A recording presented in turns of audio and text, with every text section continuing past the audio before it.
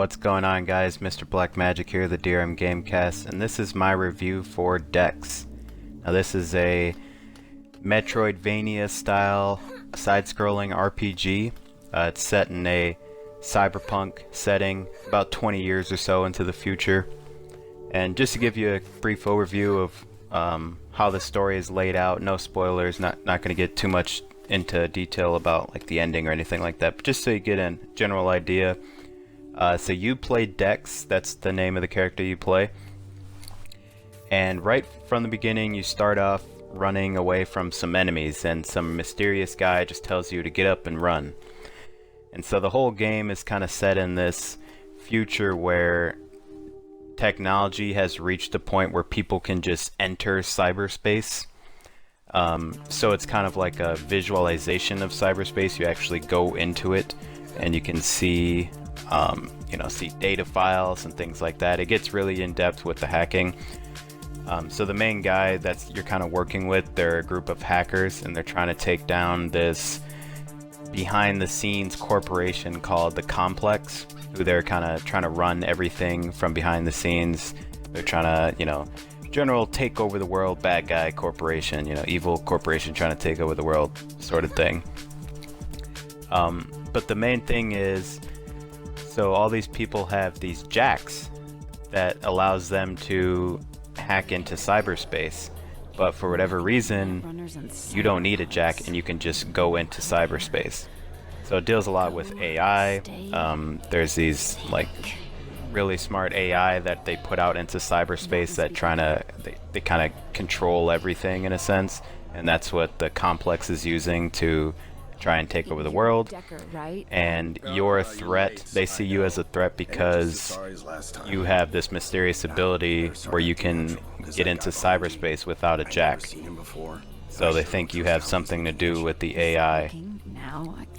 So the game, it does get into a lot of hacking elements, and there's tons of different RPG elements in terms of leveling up, looting items all around. There's also a lot of platforming, so a lot of the sections like I see in here, it deals with trying to find the right path to go to. There's tons of different branching pathways, tons of different people to meet, and every person you meet there's different dialogue choices, and those dialogue choices, depending on how you talk to someone, it can change the outcome of a quest. So there's tons of different side quests. There's the main storyline that's actually not too long if you're just doing the main story quest, but there's tons of different side quests that you can take, and those will change a little bit depending on who you talk to, if you find the right person to talk to, because they're not always just right on your path, and then how you talk to them as well. So you'll have options to try and convince people depending on how you upgrade your character. And depending on how you dealt with some other side quests, maybe a new one will arise whether you completed a certain side quest or maybe failed one. And the combat, it's decently simple. It just deals with punches and kicks, and you can also block, but then there's also enemies that you can't block their attacks. So some enemies might have like a chain or a stun baton that you can't attack, or they'll have some move where it's an unblockable move where you'll notice it by a red exclamation mark, which means you just have to roll out of the way because you can't block it or just get hit. And then enemies will start to have guns, and you can also use guns yourself. Besides that, it's mainly just punching combos. You can upgrade a little bit to make it a little bit better, where you can get like a 3 or 4 punch combo that does more damage. You can do like a sweep kick that'll knock them down. You can do like a high kick that does more damage and might knock them down and knock them back. But one thing I kind of felt like was a little off with the combat was when you were doing combos, like a 3-hit combo, you would sometimes just go right through the guy. So he would kind of stand there and block while you're doing your 3-punch combo, and as you do the combo, you're constantly moving forward. Every punch moves you a little bit forward. So your first 2 hits might hit him, but then by the time you get to your 3rd hit, you're past the guy. And so you're just swinging at air basically, because the guy's kind of behind you, even though you're basically inside of him. But because he's not in front of you, it doesn't hit. So I thought that was a little off. Not too big of an issue, but easily noticeable right when you get into the game. Another thing with the movement in terms of the platforming, one thing I noticed right off the bat was it's kind of hard to tell what exactly you can jump on. So because it's a side scroller, obviously there's certain objects in the background that you'll be able to climb on, and then there's certain objects that are just there for, just for you to look at. So I thought it was kind of a little hard to tell what exactly you could jump on and what you couldn't. But the hacking I thought was really fun. So the way it works is, since you're able to just enter cyberspace, you can just click the left stick and you can see the world in a cyberspace view. And so like a turret or a camera, you'll be able to see it and you can go up to it and hack it. And then when you hack it, it kind of changes to a shmup kind of little mini game. Something like a Geometry Wars or anything like that, if you played any of those games, where the way I thought it was like they're basically antiviruses, and they're trying to protect their data, or they're trying to protect you from hacking the terminal, or from you trying to hack the camera. And so you have like a little kind of player, I guess, where you can shoot back at them, but then you can also get upgrades that'll upgrade your gun, where you're not, instead of shooting like 1 bullet, you'll shoot a spread of 4. So it's like a huge spread in a V shape of 4 bullets going out every time you shoot. Or you can upgrade where your left trigger shot, which is like a stronger single shot, that'll recharge faster. Or you can get upgrades where you have a shield, and so if you take a little bit of, take some hits, it'll just hit the shield and won't hit you. Or you can get upgrades where there's like a pulse wave that gets sent out that'll destroy all the enemies around you. So I thought it was really cool because it's kind of like you're going inside of a computer, because there's tons of computers all around, and you hack into them and you can read their sensitive data, and then that will affect a quest. So for example, there might be a quest where some guy is lying and you need to find out more information, so you hack into his computer and you get access to his sensitive data. And then once you read that, now you have a new dialogue option to talk to the guy about, because now you have new information. But if you wouldn't have hacked that computer, you wouldn't have known. And so when you're inside of a computer, there will be little data nodes that you can read. They're just like emails, kind of like you're hacking into someone's computer and reading like a encrypted email. But then there will also be all these defenses set up in there. So there's ones that just fly at you and try and hit you. There's ones that shoot back at you. There's big ones that'll just spin in a circle and kind of come at you, and if they hit you, they kill you. There's ones that are like black holes that'll suck you in, and if it sucks you into the middle, then you'll die. There's lasers all over, and like power nodes where you have to destroy the power node to shut off the laser. So I thought it was a really cool implementation of kind of what would hacking be like if you could enter your mind into it, essentially, because that's how the cyberspace works on here. People kind of go into it completely. So I thought that was a huge positive on the game.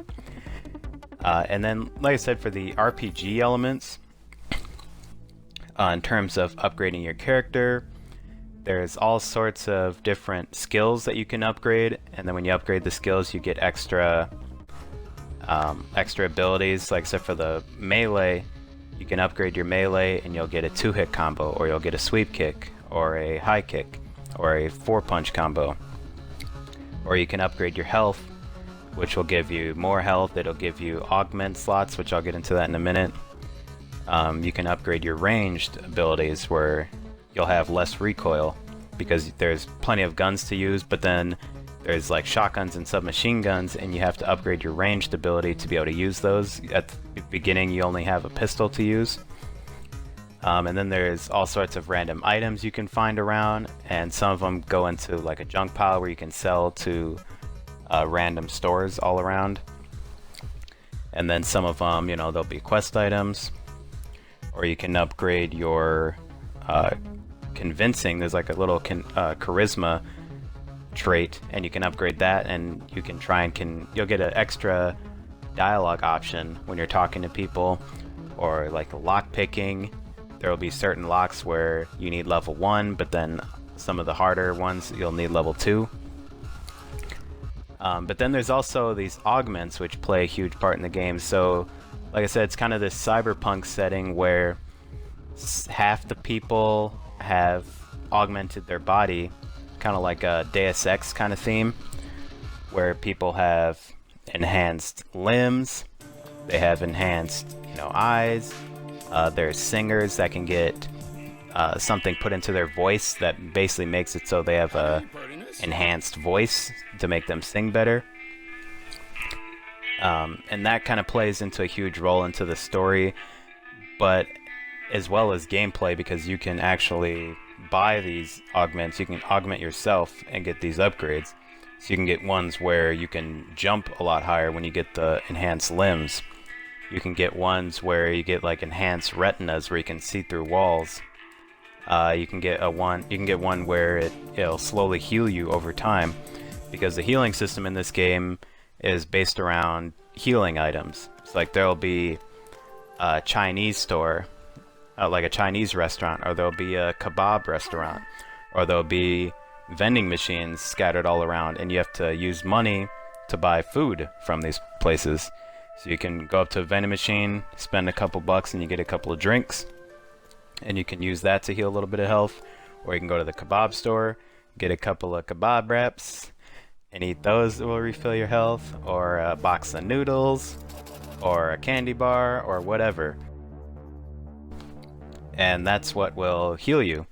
But then if you get this augment, it'll slowly give you 10 health points, about 5 seconds, every 5 seconds. Slick as a sea otter on an oil spill. And so I thought that was a really good one. And there's a ton. There's about 15 different augments. And you can only have a couple at a time depending on how you upgrade your character. You can get a couple extra slots, but you can only have 4 augments on at once from the start, and then you have to upgrade to be able to equip more. So once you get into that, the gameplay does change a lot, because there's even ones where there'll be an area where it's full of toxic gas, and you can get like a respirator augment where you can breathe in there. Or there'll be an area where there's electricity all over the place, you know, like electricity sparking on like a pool of water, and you can't cross. And there'll be an augment where that won't affect you, and you can just walk right by. So the augments really changed the gameplay, I thought, and I thought they were really cool. But just going back to like the normal gameplay, a lot of it you'll be dealing with quests. So you'll just find random people walking around, or not walking around, but just standing around while you're exploring the city. And the city's pretty big. There's 10 or so areas that you can fast travel to once you've been there. And there's just tons of different little secret passageways, you know, a hidden ladder over here, a hidden door over here, someone up here that will have information about a quest, or maybe we'll start a new quest. And then certain areas are filled with enemies where you have to go through and fight them. There is somewhat of a stealth element, not really, but if you find, you know, one lone enemy who's kind of just patrolling or just being a sentry, you can get up behind him and stealth take down him. But it's not one of those games you're going to be able to go through and like stealth every area. It's just not going to happen, because a lot of the enemies will be grouped up. They'll be looking at each other. You know, there'll be cameras all around. You can deal with the cameras by hacking, but it's just not really feasible to stealth the entire area. At the beginning, you'll be able to do that a little better because there'll be so few enemies. But once you get into it later, there'll be too many enemies, and there's certain enemies that won't even let you stealth take down them. So like the stronger enemies with guns, or there's these really big guys that'll just charge at you. Like, you can't even stealth take them down. So if one of those guys is in the area, it's just not going to happen, as long as they see you, because you're not going to be able to stealth take them down. But yeah, so the gameplay is just, you know, if you see those types of guys, you get into combat, and then you start finding, you know, secret rooms. There's, you know, safes. You know, you have to try and find information on getting locks and different information for side quests, and, you know, maybe finding some items over here that'll lead to another quest. And then I really thought the main story, I won't go into too many details on how it ends, but the main story just gets really nuts, especially near like the last 2 hours or so, 2, 3, 4 hours. And the game is pretty long. Not sure exactly how long it took me to beat it, but I'd guess at least 10 hours or so. And for a indie side-scrolling RPG, I mean, that is nothing to, you know, snark about it. I thought the game was very generously length, and I enjoyed every bit of it. So I'd highly recommend this to anyone that likes this style of game. You know, the kind of the cyberpunk, excuse me, story elements to it. The hacking, I thought the hacking was really great. The combat's, it's not quite there, but it's good enough. I think the combat is good enough to pass.